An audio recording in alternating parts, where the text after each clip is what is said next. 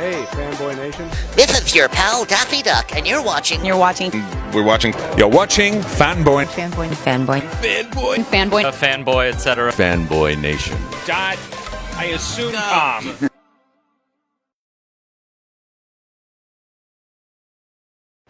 We are here at Midsummer Scream with, well, if we go with the Aramaic name, Yohanna Kassir. If we do it in English, it's John Kassir with a translation. The Crypt Keeper himself, my fellow Assyrian.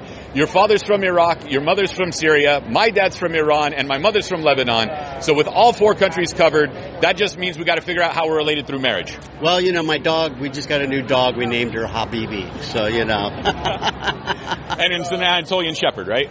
Yeah. No, she's a border collie. John, you've been the Crypt Keeper. You've worked on several cartoons, including DuckTales. You've been the Joker. You've done so many great things. Usually our families force us into engineering. How are you able to avoid that plight? I had no brain for it.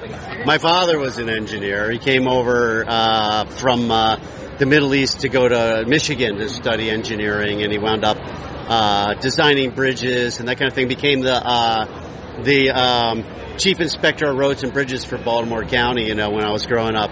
And, you know, they'd always go, why don't you find something to fall back on? I go, there isn't anything that I could fall back on that I would be as good at as this. So, you know, for me, it was the smart move for me, you know.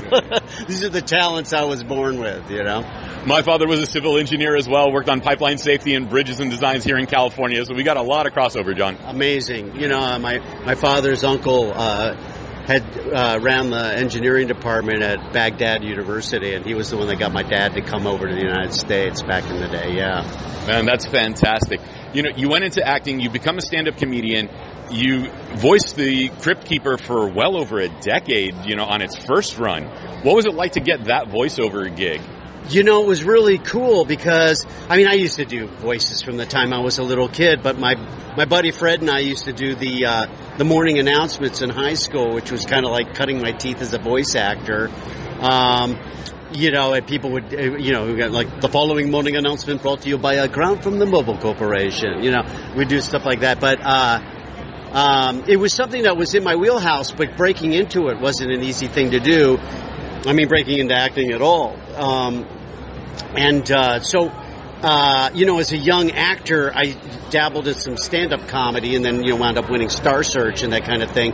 But I didn't really have an act. You know, I was doing voices and characters and that kind of thing. So when I was on First and 10 on HBO,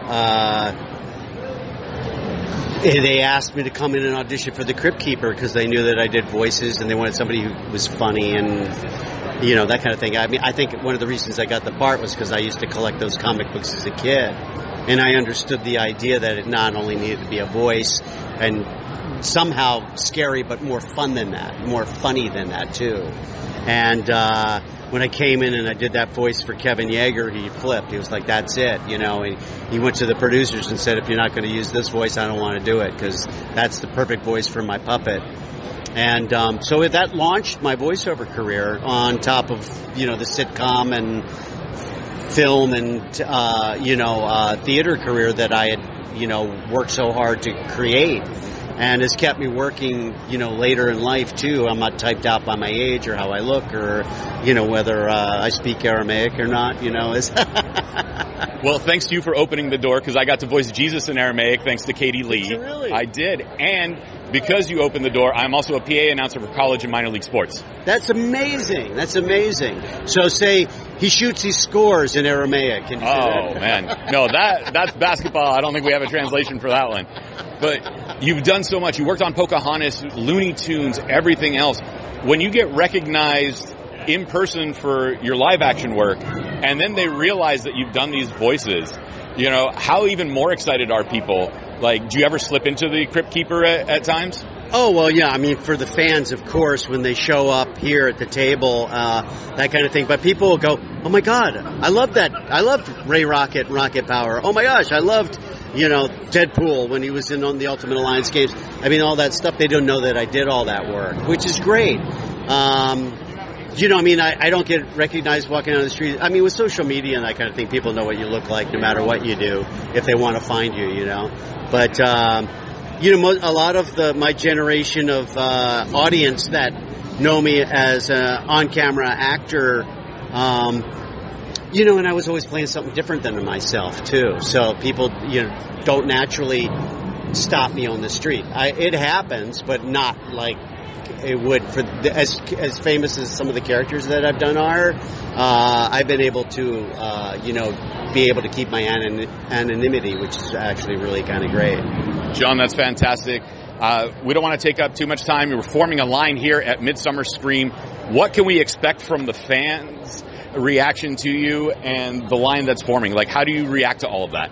You know, I'm grateful to be here. If it wasn't fun for me, I wouldn't enjoy it. I feel like I'm hanging with my peeps. You know, people come up and you're always surprised to hear, "Oh, you were my childhood," and you're like, "Really?" You know, that's hysterical. I go, "Well, you know, the Crypt Keeper was the gateway drug to horror," expecting them to laugh, and they're like, "That's true. That's true." They don't even laugh. They really believe that. It's hysterical, you know. And John, where can we find you on social media if we want to follow and connect? You know, you can find me on Instagram and of course Facebook and X. Instagram is usually the best, but I post what conventions I'm doing and what's going on. I do my cappuccino Rorschach tests that I put on. You know, people respond to those and tell me what they see in the top of my cappuccino. You know, a couple of times a month I post those. That's a little fun, you know. I love it. Yohanna Kassir, we're going to go with our traditional, probably a fifth cousin of mine. It's been a great pleasure. Thank you so much. Shukran, habibi.